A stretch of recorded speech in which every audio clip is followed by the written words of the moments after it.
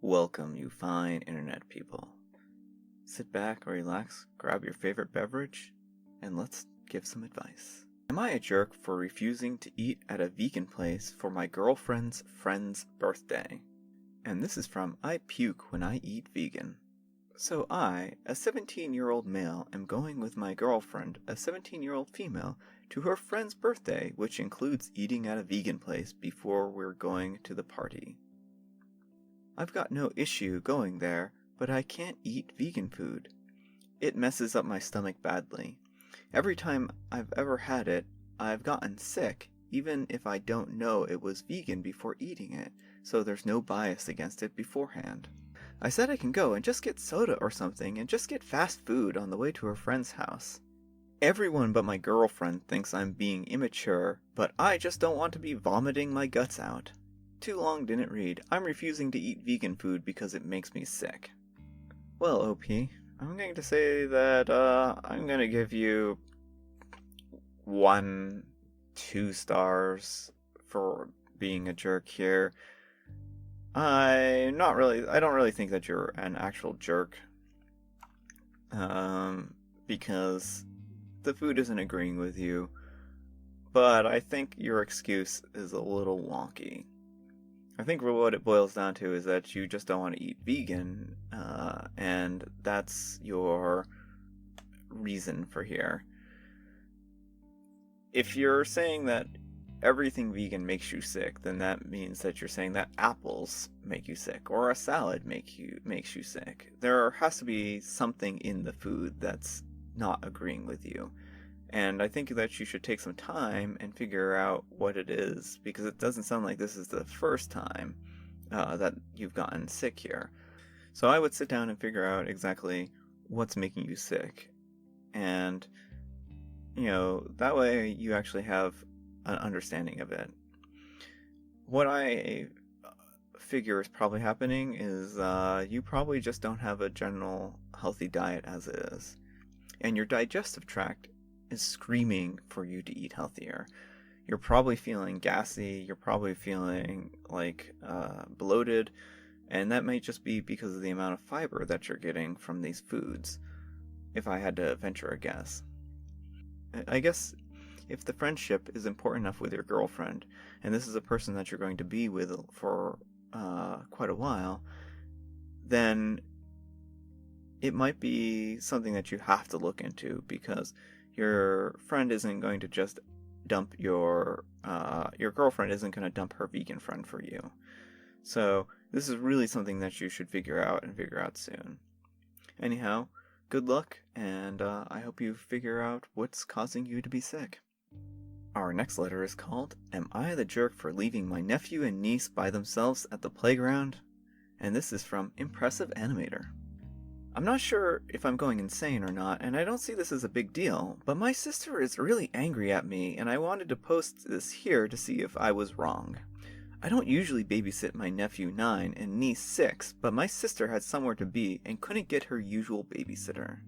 She asked me if I could babysit them since I had the day off and enjoy seeing them, and I said yes. I took them to a local park, and I got a call from work about an issue, and they wanted me to go in today. They told me that I could go in at night because it wasn't an urgent issue, but I would likely not get a lot of sleep, so I figured I'd go now. I told my nephew that I had to go to work for a little bit, but he could stay and play. I also emphasized, watch over your niece. My nephew is a very responsible kid, so I trusted him. And there were a lot of people and kids at the playground too. I get to work, and the issue turns out to be more complex than I anticipated, and it took me 2.5 hours to resolve. Afterwards, I get back to the playground, and most of the people have left, but my niece and nephew were still there, fortunately. On the way home, we spoke, and they made a couple of friends, and it seemed like they had a good time. Later on, my sister asked me, how did everything go? And she went crazy when I told them I left them alone. She told me that what I did was irresponsible, which I don't understand because when we were kids, we were left alone a lot. She berated and was yelling at me, and I got defensive and told her, when you decide to stop being a bee and calm down, then maybe we can have a more civil conversation about this. I simply couldn't talk to her because she was barely letting me get a word in edgewise. So that's my story. I just wanted to see if I was a jerk for leaving them alone. Well, impressive animator, you're gonna get at least a 3 out of 5 on the jerky scale. And here's why. First off, you agreed to babysit them. Your sister didn't ask your nephew if he wanted to look out for his niece. This was something you agreed to do and you said you would do. So it doesn't matter how responsible your nephew is. I think the line here that's most telling is when you said, "But my niece and nephew were still there, fortunately." Why did you add the "fortunately" to the end there if you didn't think that maybe something that you did here was a little out of line? I think yet you're really kind of missing the point here.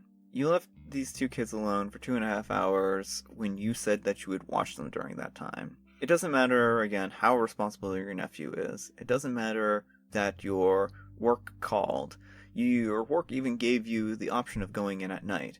You made a decision to watch your niece and nephew, and then you went back on your word and you said, "Oh, well, I'll just let them do their own thing." Maybe it was longer than you expected, but it doesn't matter. You shouldn't have left them alone to begin with because you promised your sister that you would stay with them. And your final point is that, well, when I was young, I was left alone. I think in some ways that our society maybe is a little too coddling of kids and that they should be able to do more things on their own and have freedom to roam around a little more. But that's not your decision to make for your sister's kids. She wanted to have you there. She wanted to make sure that she had someone watching over them, and what you did was neglectful of your duties and responsibilities. I think, again, when you were left alone as a kid, you could always get back to your parents. You knew where they were in case there was something that happened. So in this case, you left them without giving them any way of getting a hold of you. And I think that's one of the hard truths that you have to face with this situation. You left them alone without any adult supervision, without them having any way of reaching an adult. And it doesn't matter if there were other, adults in the park. Your sister didn't ask the other adults there if they would look after her kids. She asked you. So I think that you are the jerk here, and I think that your sister has reason to be angry at you. Anyhow, if you ever get a chance to babysit your niece and nephew again, I would suggest not leaving them alone. Anyhow, good luck. Our next letter is called, "Am I a Jerk for My Response to a Funeral?" And this is from Throwaway. All right, I know how bad this sounds. Hear me out before making a judgment. I'm 22, dating a 26-year-old. I've had a crush on her for a while. She's really pretty and funny, and we get along great. About a month after we get together, her dad is diagnosed with cancer. I have no frame of reference for dealing with sick people. I've never met her dad, and we are newly dating. About 5 months in, her dad gets pretty sick. During that time, she asks me if I want to meet her dad, and I tell her no because I think it's way too soon. We're together for 6.5 months when her dad dies. Naturally, she's a wreck. She's looking to me for support, but we've only been together for a short period of time. I don't want to help her plan a funeral or talk to family members I've never met before. I told her that I'll check in on her while she's planning, but I won't stay with her and help her plan. I also remind her that she has a lot of friends who have known her a lot longer than me and are really supportive. She says she is disappointed but understands, and is fine as long as I come to the funeral. The day of the funeral comes, and I just can't do it. I'm in the car, I'm in my suit, and I just can't go in. My phone is blowing up with texts from her, texts from our friends, phone calls, and I just can't do it. I wind up not showing up. We talk later that night. She's really upset and says she can't believe she had to go through the whole event without my support and worrying about where I was the whole time. I felt bad, but I reminded her that we haven't been together for that long, and she had her brother and friends there. She calls me a jerk and tells me she needs time to think. It's been about a week, and I haven't heard from her. I think both of these decisions are rash. I don't think I'm a jerk. I just think I'm young and don't know how to deal with death. So tell me, am I a jerk? The answer is, surprisingly, yes. Yes, you are the jerk. I don't know if my jerk scale goes high enough to actually categorize how much of a jerk you are here. You get the full 5 out of 5 on the jerk scale, and you probably get a few bonus points. You wrote up this in hopes that it wouldn't make you sound bad, but you did not do yourself any favors here. Cancer really sucks, and you can't run away from it. And I know that you're young, and that's not an excuse here. You know, you can be young and not a jerk, and you can be old and be not a jerk, and it doesn't matter what age you are. At the 5-month point, she wanted you to meet with him. That should have been your clue. That would have given you time to meet the family members, give her support, and be with her. When you're in a relationship with someone, you're their partner.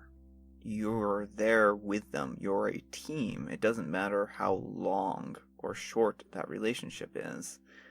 You should be focused on being a good teammate. You were not a good teammate here. It seems like she really was into you, and into you enough that she wanted you to meet her father, and that could have been a huge honor for you. You just kind of blew it off. You kind of just said, well, I know this is important to you, but this isn't really important to me. And then at 6 months when he died, you weren't there for her at all. You just said, well, it's hard for me to deal with death. You think it's hard for you to deal with death of someone who you don't know?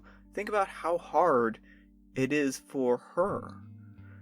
Your utter lack of compassion here is just completely unacceptable.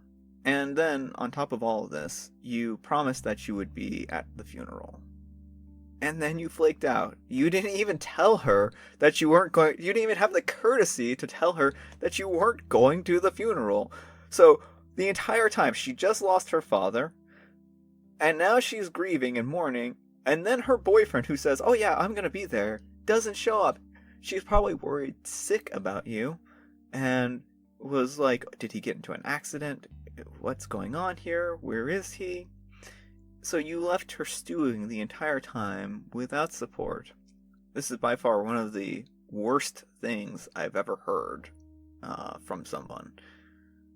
I just don't know. I think that you need to take a good long look in the mirror tonight and figure out whether you're a human or a monster, quite frankly.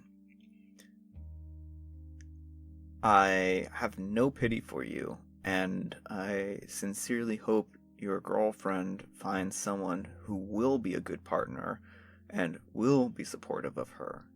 And I think you completely blew your chance with her. And I think that you honestly need to grow up. I think you need to mature. And I think you need to really examine yourself closely here. Alright folks, that's all the time we have for today. Hopefully you enjoyed the show. If you have any comments or suggestions, please let me know. If you have any letters that you want me to answer, write them down in the comments below or send a link to me. And if you think I did a good enough job, give me a thumbs up. If you think I did a bad job, give me a thumbs down. Anyhow, I hope you folks have a great day, and good luck.